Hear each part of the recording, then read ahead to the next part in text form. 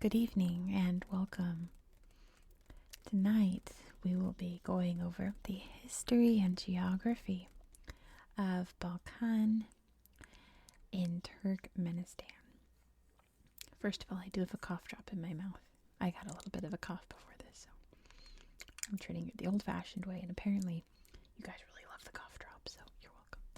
Second of all, I'm sure some of my viewers, I know I have a lot of Serbian viewers, are probably getting whiplash right now, trying to figure out why in the world is this area called Balkan, when the Balkans are in southeastern Europe, where you have Serbia, Bosnia, Herzegovina, Albania, Greece, Montenegro, etc. There's a lot of countries that are part of the Balkans.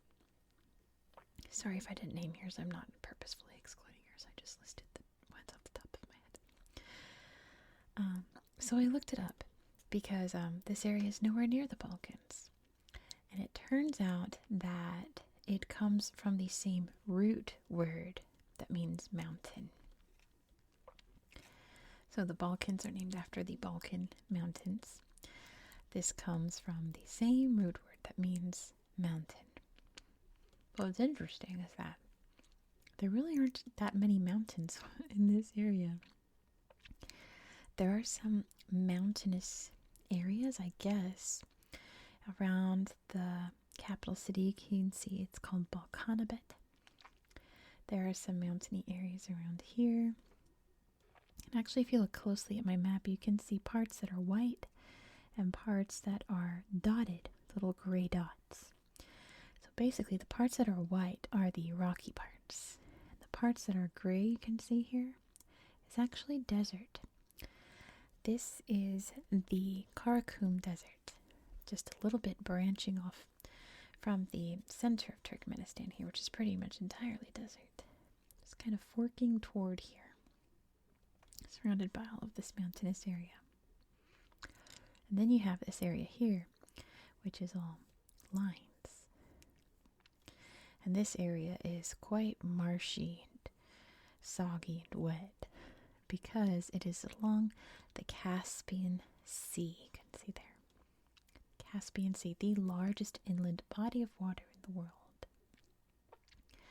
So it's really that spot where rocky, dry area meets salt water and creates this kind of marshy environment here.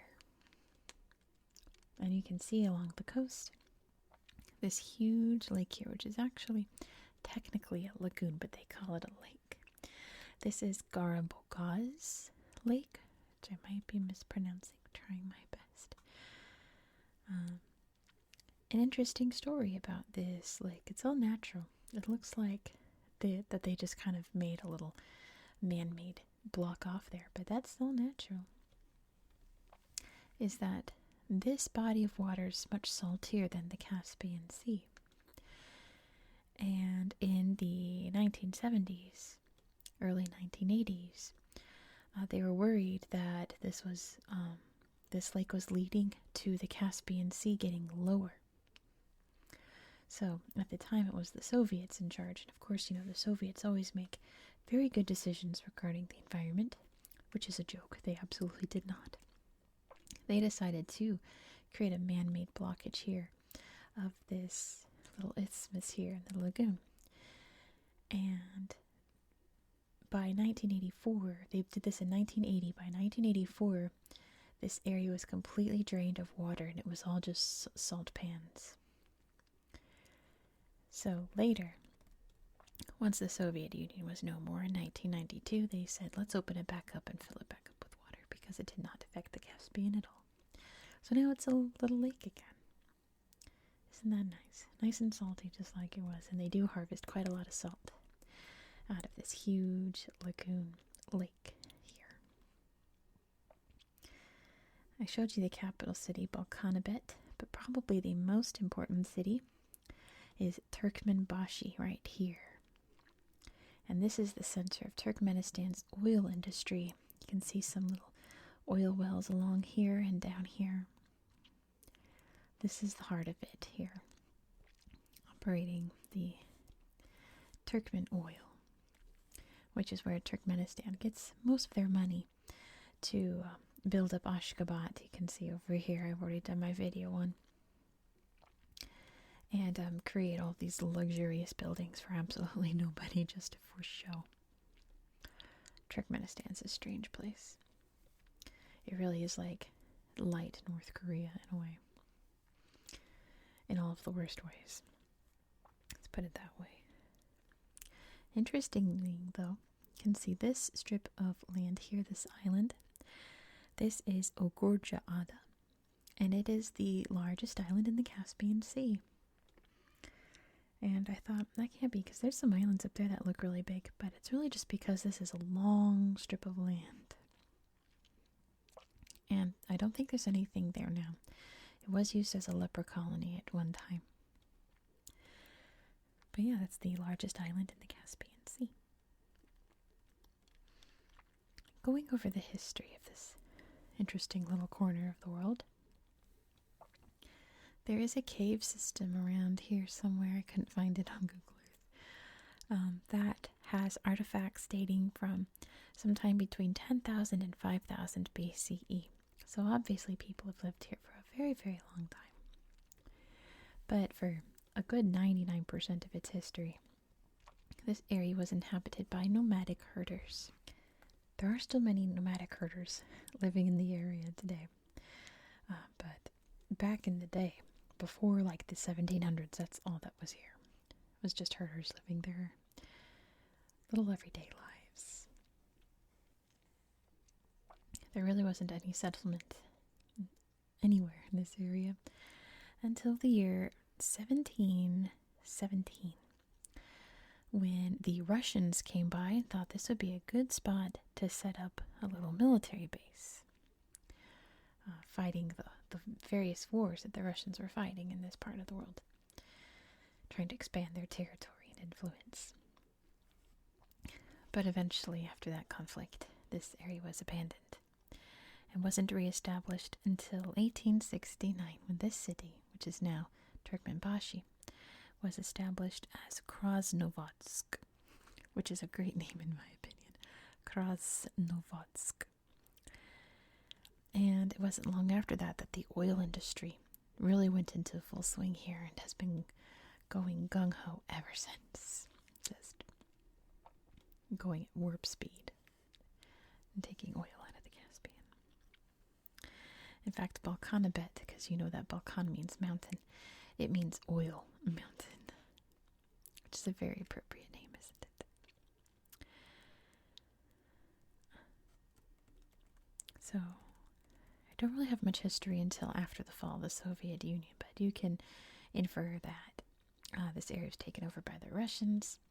Imperial Russia fell, was replaced by the Soviet Union. The Soviet Union fell. It became independent Turkmenistan, and it has been in control of some very extreme characters. What year? It was like in the 2000s, very early 2000s. Gurbanguly Berdimuhamedov was in charge of Turkmenistan, and he came up with the idea to turn Turkmenbashi into a tourist city. So he started allocating funds to turn Turkmenbashi and also Balkanabet to build them up and turn this into a resort town. Did not quite happen. They threw money at these towns. They built centers and parks and all kinds of luxurious buildings, community centers, for nobody, because this area is the least densely populated area of Turkmenistan. Like I said, it's still mostly nomadic herders.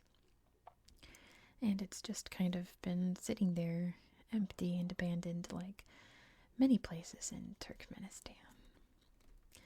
It's all really for show to be like, look at how luxurious we are, look at how rich our country is, but it really doesn't mean anything when your people are subjugated as cruelly as they are, you know. But we're not going to get into that tonight. I think that's all that I have for you, to be honest. I flew through that way too fast. But that's okay. Not much history here because, like I said, it's mostly just been nomadic herders, but I feel like the history that we do have here is quite interesting. Oh, and this became Turkmenbashi after the Soviets were no more, of course. They changed the name from its awesome name of Krasnovodsk to Turkmenbashi, which is still a really neat name. It means like king of the Turkmen or something like that. But with that being said, we're going to hop over to Google Earth for a bit. Now, as you can imagine, there's not much to show you here, but what I do want to show you is really interesting because this landscape out here, it really reminds me of like New Mexico, Western Texas, Southern Arizona. Kind of a beautiful area. So let me show it to you. Let's head over to the tablet. I just refreshed my cough drop. I started coughing right after I stopped recording. So I have a new fresh one in. Okay, let's start by zooming out. So you can see exactly where we are in the world if you're not quite sure where Turkmenistan is located. It's obviously part of the Stan countries. You see Uzbekistan, Afghanistan, Tajikistan, Kazakhstan, etc., Pakistan. It's lumped in there in Central Asia. So here's Russia, China, Iran, and the Stan countries all right here. And here, of course, you can see the Caspian Sea. Is it a lake? Is it a sea? One of those geography debates, because yes, technically it is a lake. But it has so much water. It has about as much water as, a regular, like the Black Sea, So yeah. And look, we just covered Baku not too long ago on my channel. We're directly across the water over here in Turkmenbashi. Let's go check it out. Turkmenbashi, you can see they have a big little saline lagoon there, and you can really see the marshy landscape along the coast here. Now, surprisingly, there aren't a lot of pictures in the actual towns, but you can see that they've built up this gorgeous park here. I think the Turkish park might have pictures, yeah. Not very exciting pictures, but oh, there's one picture. You can see the little big outdoor theater, big center there. They made it all nice and lovely, and they'd planned to build big resort hotels and things. Like this is tagged with something, but oh, look at that. Oh, look at this. I didn't notice this before. What is this? I guess just this little shrubland out along the coast. Yeah. That was not there when I was doing my research before. Maybe I just didn't notice it. But yeah, most of the city doesn't really have pictures. Because you can see the big rock right in the middle of it, right? Boom. It's pretty neat. And of course, lots of industry here, of course. And there is the Fishman Monument, which I didn't look up about. Usually when I find a statue I'm not sure about, you guys fill me in. So do let me know. Look, this was taken in January. It's a man very lovingly holding what looks to be a sturgeon. Just like holding it like it's his baby. There's got to be a story there. I'm sure one of you will let me know. But yeah. You can see the watery gulf here in this very watery landscape, right? Look at it's like he just colored it in really fast like that. Let's see. Let's go check out that Ashgabat. I went too far. Balkanabat. Which here's the city, which again, they really started to build up in the 2000s. But it's not a very large city to be built up. Where's the little... So I can show you the slideshow. There we go. Balkanabat. There's a big walking path that they built around the mountain there. That's pretty cool. towers. There's a dog. So yeah, these big centers here. Completely empty. Completely empty.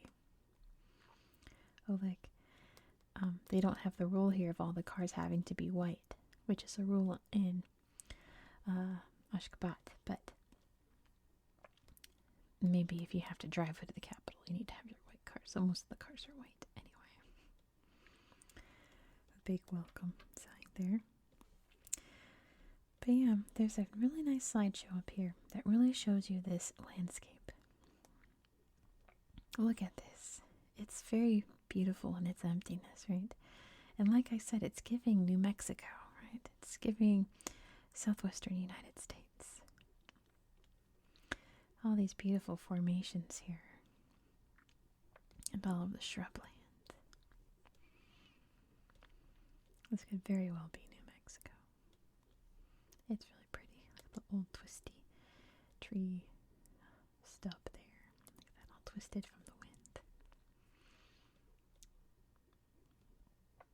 It's really quite lovely, I think. Ooh, what a fun rock. That's cool. It's a very interesting environment.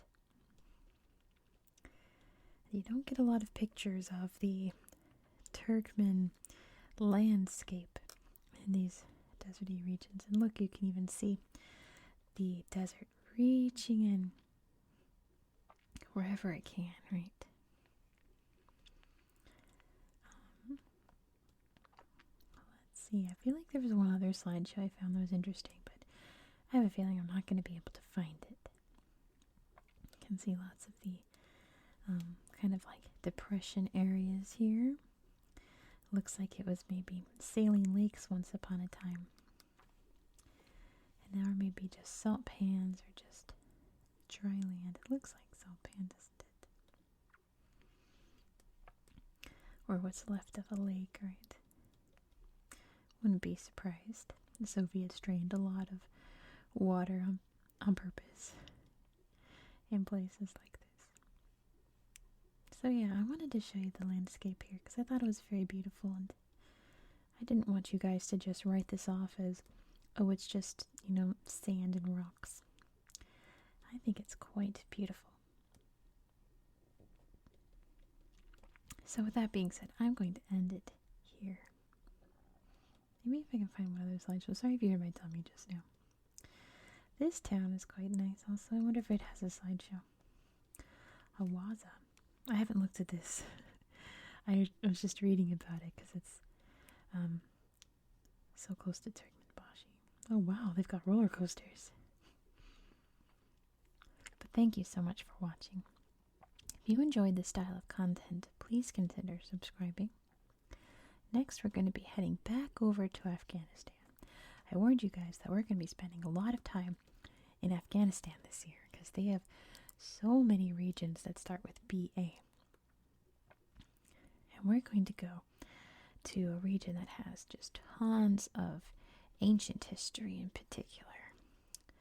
So if that's the kind of stuff you like, be sure to subscribe so you won't miss out. It's pretty.